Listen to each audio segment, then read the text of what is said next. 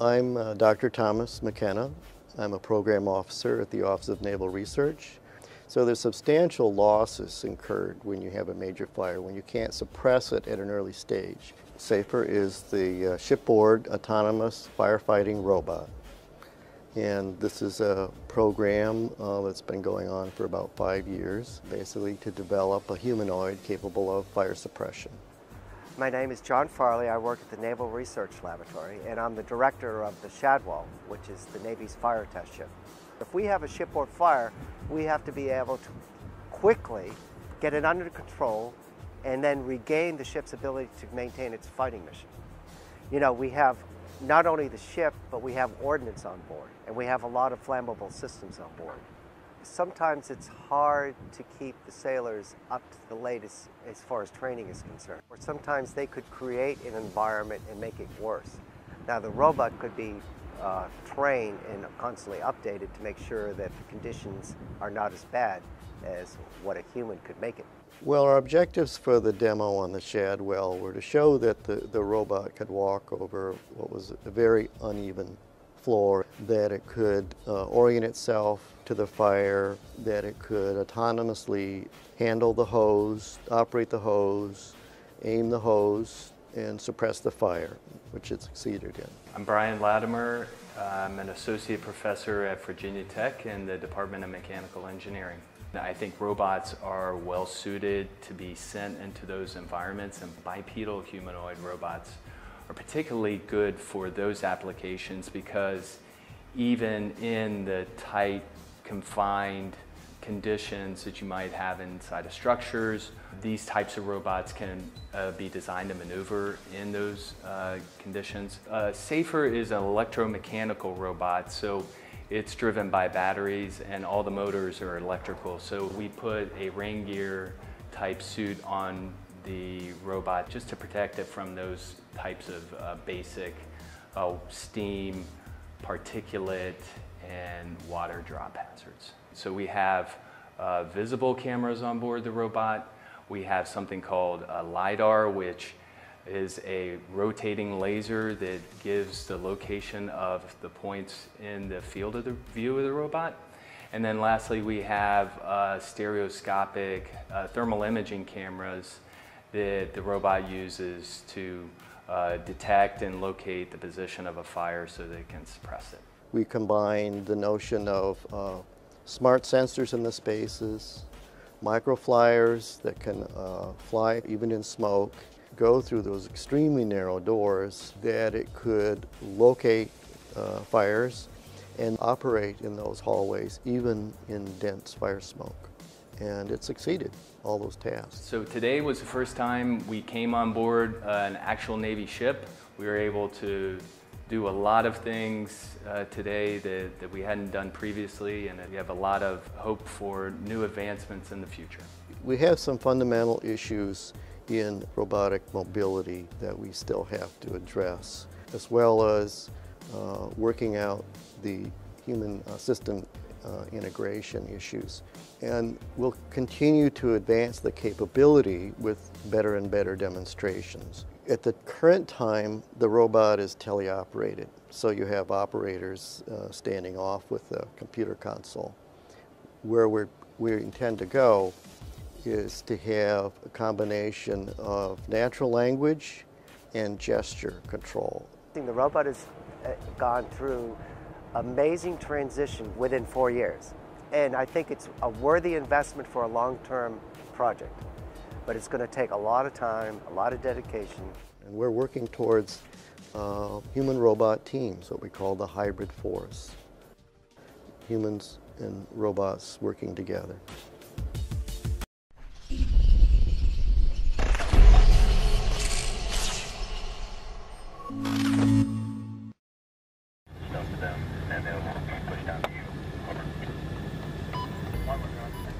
Over the past decade, I've watched American troops operate on the front lines of war in Iraq and Afghanistan, both as a U.S. Marine and later as a journalist. During that time, two things have struck me. First, Americans have developed a low tolerance for seeing their soldiers return home in coffins. And second, soldiers are surrounded by an overwhelming amount of new technology.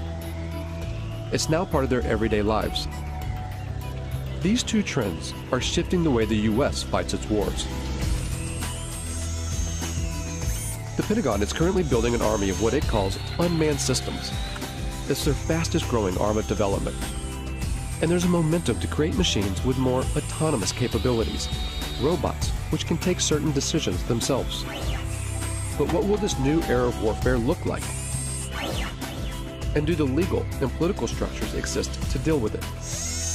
These are big meta changes that are happening in war that we've got to wrap our heads around. So I see this as a very major threat to respect for human rights. What is war going to look like when it's robot versus robot? Who wins that war, and how can you even tell?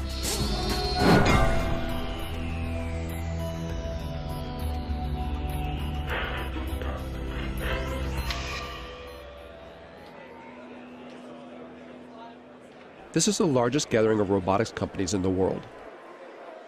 It's organized by AUVSI, the Association of Unmanned Vehicle Systems International.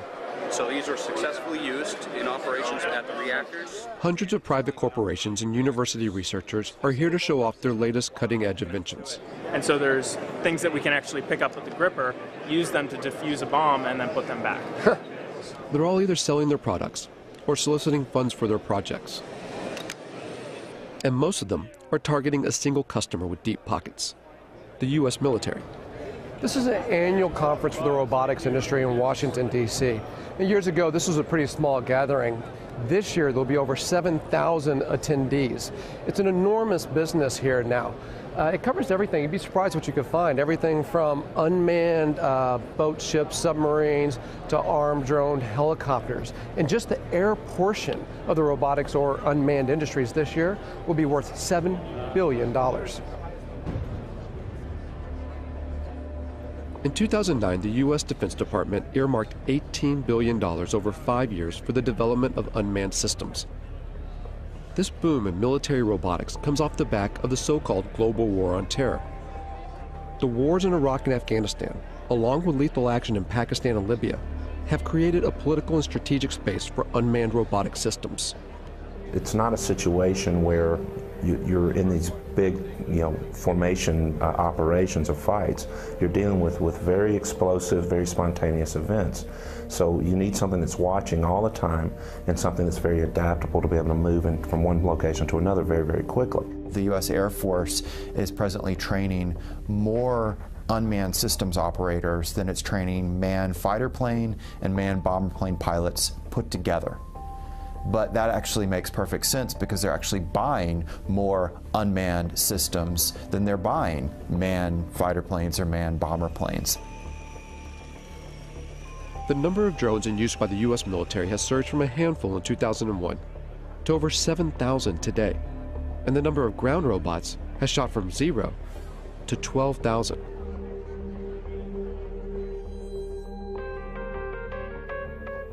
When you start to take a look, the amount of robot research funded by the U.S. military is astonishing.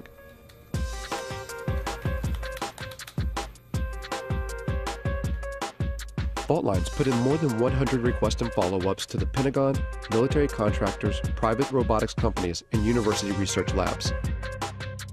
But gaining access to see how these tax dollars are put into use isn't easy.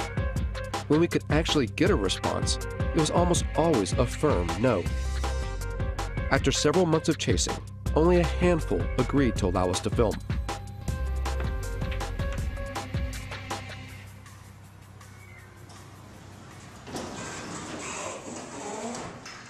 Tardec was one of them.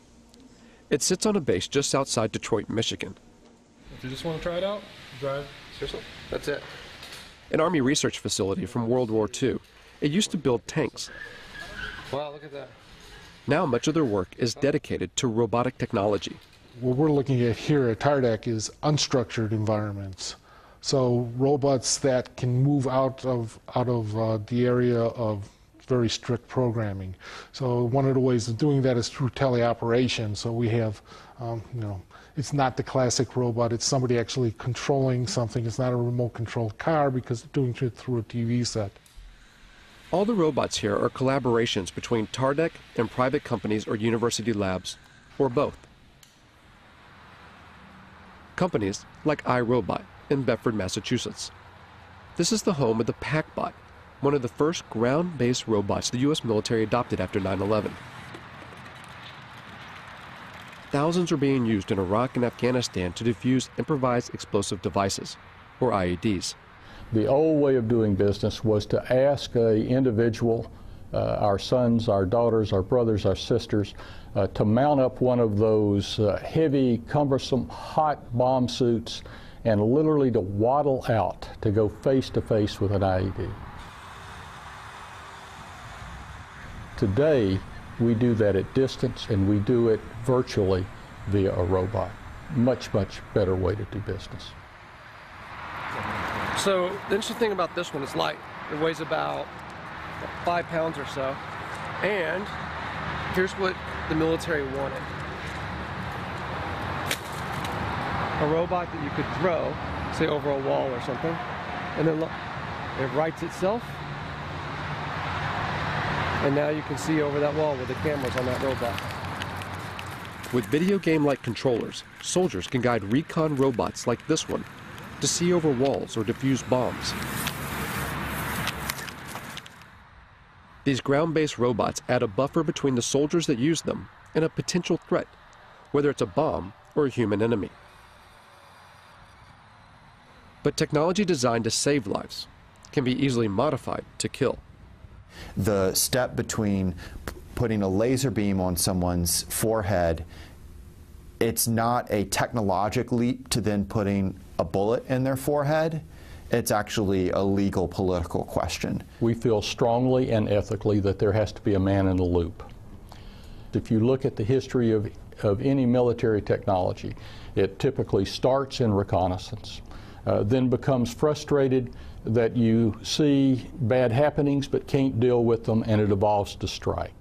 Really, the technology will happen. It's how we're going to deal with that technology. While the idea of arming ground robots still seems taboo, in the air, it's a line that has long been crossed. At a Utah Army testing facility, the military has invited members of the media to a display of its unmanned aerial systems. We're going to showcase that entire package for you here today in a way that I think is going to really resonate with you once you see what's inside and behind the curtain. It's the largest drone demonstration the U.S. Defense Department has ever allowed to be filmed. As the drones fly overhead, journalists watch the mock operation from inside a hangar. From 7,000 meters in the air, the Gray Eagle hunts its target. 8-9, Overlord Maine. Maintain eyes on that truck. It's estimated that the Pentagon will invest nearly $37 billion toward drone development through 2020, advancing unmanned systems more than piloted aircraft. Oh, I think it's fundamentally changed warfare. I think it's fundamentally changed the way we operate. I think eventually it's going to fundamentally change the way we live in the United States. And now we have a technology that allows you to carry out acts of force without having to think about some of the consequences, the political consequences of sending sons or daughters into harm's way. So in my mind, the barriers to war in our society, they were already being lowered. Now we have a technology that literally takes those barriers to the ground. Apache 17, track target 2. All of which make it such an attractive tool for the U.S. But drones are some of the most controversial weapons in the American arsenal, particularly in their use for targeted killings, a phrase first termed under the Bush administration's so-called War on Terror, to use lethal force against specific individuals. It means killing people, often outside official war zones. The program has been ramped up under the Obama administration. In places where there would be very serious geopolitical ramifications and the ramifications of American lives being placed on the ground in those dangerous situations, the drone appears like a silver bullet. Pakistan has borne the brunt of this silver bullet. And it's all secret. The CIA, not the military, runs the Pakistani drone program. The CIA is not required to offer any information about its operations, how it selects its targets, who's in charge, and how many people are killed. And the Obama administration will not officially discuss the CIA drone program, not even to confirm or deny its existence.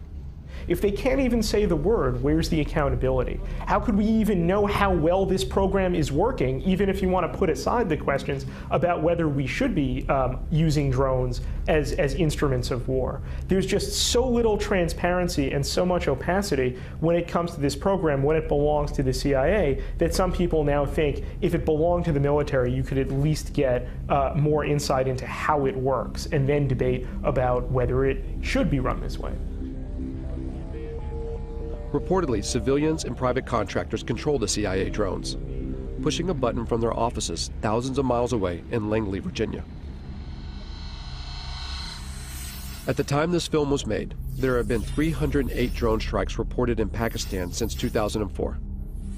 256 of those under President Obama. That figure could be far higher. Over 200 strikes hit the region of Waziristan alone, roughly one attack every 4 days. Conservative estimates put the total number of deaths around 2,900. Of those, over 750 were civilians, including 175 children. And at least 1,100 people have been injured.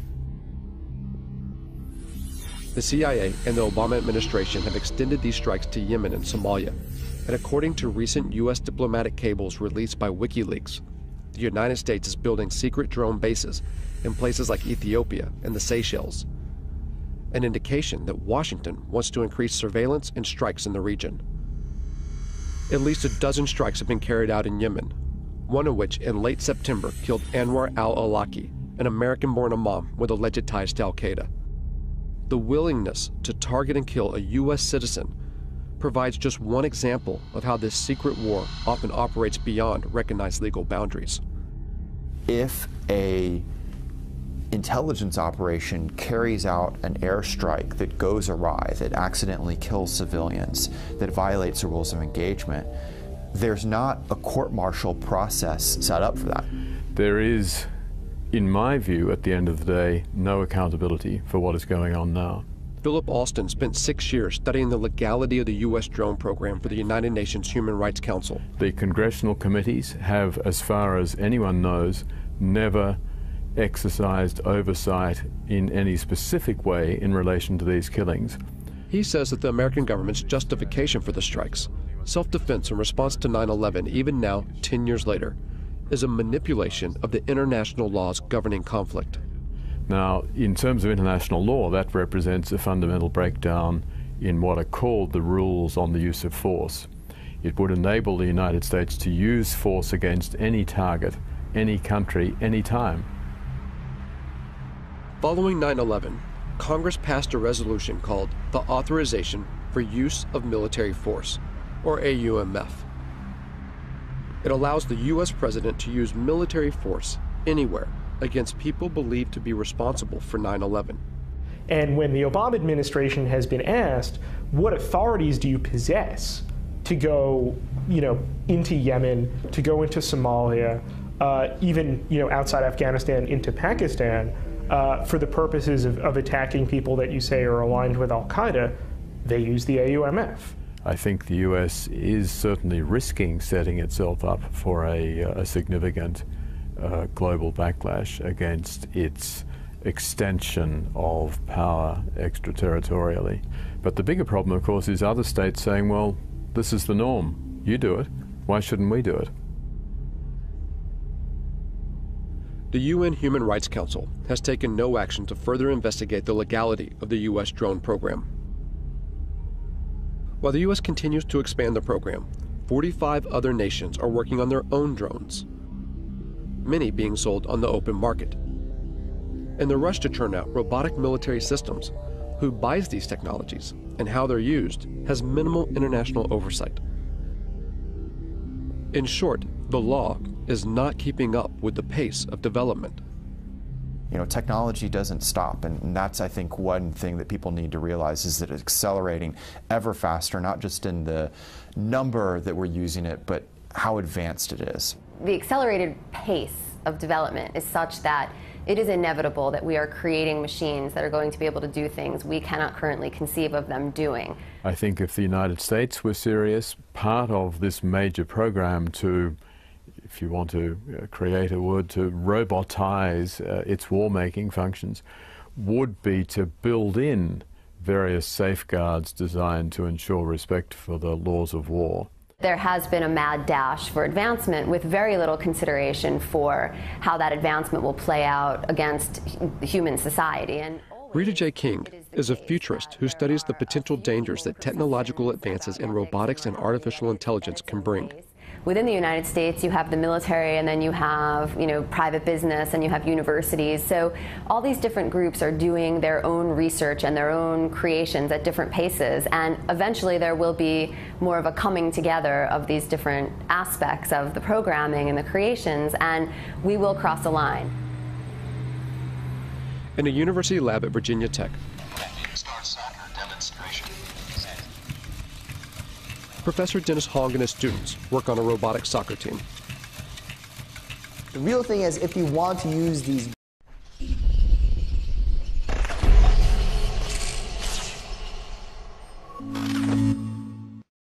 robots outside the lab in real life doing real work, then without all the skills needed to playing soccer, it won't happen. So it's a really good controlled competition where we can develop all the technologies needed for robots to be used in real life.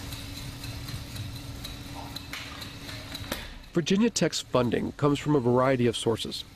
These robots are part of a project sponsored by the National Science Foundation. But they also take on projects financed by the U.S. military. So as a research lab, the technology we develop, we want the society to be using our technology. Of course, many of our robotics projects, most of them, if not all of them, are to help the society. But here they recognize that a technology's ultimate use is unpredictable. Time to time, as a group, we sit down and discuss about these kind of problems. Mainly, it's very sensitive, especially for when we work on military-funded projects and those kind of things. But many times, we don't have any control once it leaves our hands. However, that's true for any technologies, any science besides robotics as well. It's hard to put a timeline on how fast robots and artificial intelligence will develop. But almost everyone we spoke to seemed to believe that in just a few decades, the robots that will exist in our world will be unrecognizable by today's standards. I think the probability is virtually one, a certainty, that machines will be as intelligent as people, that we will have intelligent robots, that robots will be ubiquitous. So then the consensus of people in the industry is somewhere around 2025, 2030, and even if you were to say, oh, that's optimistic, so maybe it's 2050. Maybe some of us won't be around to see it, perhaps, but it's not that far in the future. It's not 1,000 years. It's not 500 years. It's certainly not never. When people say machines will never be as smart as people, never is a very long time. The robots that we create could, of course, eventually will become much smarter than we are. And because they're smarter than us, we won't be able to conceive of how smart they are. And we'll have no control over that. And I don't think our brains are really equipped to accept the enormity of what that means, because we do find ourselves intelligent now. Science fiction stories have always made predictions about conflict between machines and people. The way to avoid that is for humans to always be at least as intelligent as their machines. While we may not know exactly if or when robots will become as intelligent as humans, at AUVSI, the talk of autonomy, of military robots taking more decisions by themselves, is growing. Work on the next generation of autonomy, maybe before it's really needed, to show where it can go. General Riggs talked about unfair advantage, and I'm in full agreement with him. We want unfair advantage. We want lots of unfair advantage. Why shouldn't we? And unmanned systems, and especially weaponized unmanned systems, clearly provide a huge advantage. So how far will robot autonomy go? And will a robot ever be allowed to make the ultimate decision, to take a human life? Officially, the U.S. military claims there will always be a man in the loop, that a human will always make the decision to kill. But there are signs that this may not always be the case. In 2006, the Army funded a major study to find out if lethal autonomous robots could be programmed to act ethically on the battlefield. There's a long and rich history of war crimes in every war. We try and train our soldiers, and soldiers are instructed in this, but we are human beings. And there is emotions, there's anger, fear, frustration. We don't have to put those in autonomous systems. We can engineer out the emotions that get in the way. Ron Arkin, a professor at Georgia Tech, worked on this study and argues that robots can be more ethical than human soldiers, even in decisions to kill, by programming in what he calls bounded morality. You establish a venue, a region, or a task environment, or a mission under which the system is operating, and you engineer that system to make sure that it acts appropriately under those particular circumstances. Whether it makes that decision what to fire at, when to fire, and who to fire at, that I think is a critical decision that we already sort of ritualize within the military decision process, and we shouldn't relinquish that. There's reasons to deny people their right to life, self-defense, intervening on behalf of another to defend their life. But those are decisions that human agents and moral agents should be making, and not automatic processes. I will never, ever make the claim that these systems will be perfect. But I do make the claim that, I have the belief that these systems can outperform human beings in the battlefield, ultimately from an ethical perspective. We do have a moral responsibility to try to prevent this, and to not invest our time and energy and resources as scientists, as a society, into building a technology that has that kind of capacity to kill people on its own. But for now, there are no signs that research like this will stop. Because there's an assumption that underlies not only Arkin's work, but also the billions spent on defense. The assumption that war will always continue. War is a very cultural thing. It's a kind of a social deliberation instead of a moral deliberation, or a cultural deliberation, if you will. Like, how do we want to fight wars? What is it to be a warrior in this society? And what does this society decide that war is about and is good for? In the past, battles had formal boundaries and ends, where each side had to bury their own. But as more robots go to war on behalf of humans, what stake does society hold? As killing becomes more automated, does it make war all too easy? So I think that is a big issue as far as what these technologies are going to do, and making war much easier to become involved in, and really detaching, especially in the United States, the American public from its sense of responsibility and moral and social deliberation that should go into deciding when wars occur. A lot of people say, well, why don't we stop working on this technology? There's a problem, though. You'd have to stop science. It means you'd also have to first stop war and stop capitalism. And there's such a vast amount of money that goes into thinking about defense problems and solving defense problems, that if we turned that time and energy and resources into solving more practical problems, we would actually probably alleviate most of the social and political problems that cause us to have defense and security concerns. And the fact of the matter is that most of the funding that's going into robot research, of course, is to create a better war machine. And to what end?